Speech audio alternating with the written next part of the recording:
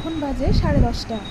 তাই এখন থেকে রেডি হয়ে যাচ্ছি কোথাকার উদ্দেশ্যে, দীঘা, মন্দারমণি আর শ্রাবণীর বাড়ি।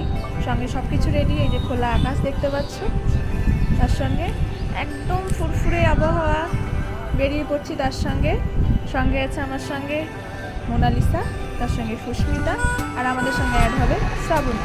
এই যে আমি ছটফট করে টোটোতে উঠে গেলাম। উঠে যাওয়ার পর দেখতেই পাচ্ছ একটা ছোট্ট করে ক্লিপ নিয়ে নিচ্ছি, আর টোটো দাদাকে জ্বালিয়ে মেরে দিয়েছি কখন পৌঁছবে, আবার ট্রেন মিস হয়ে যাবে। তারপরে আমি চলে আসলাম একদম চারিদিক থেকে শুধু চোখগুলো বের করে দিয়ে ডাকু দুর্গেশ্বর। ঠিক এরকমভাবে আমাদের যাত্রাটা আজকের জন্য শুরু হলো।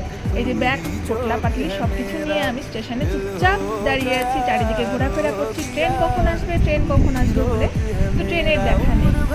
তোমার দেখা নাই রে, তোমার দেখা নাই, তোমার দেখা নাই রে, ট্রেনের দেখা নাই। প্ল্যাটফর্ম নাম্বার 4-এ চলে এসেছি মশাগ্রাম স্টেশন। তাই এদিক ওদিক সর্বশেষে ছোটাছুটি করার পর আমরা পৌঁছেই গেছি স্টেশনের কাছে এসে।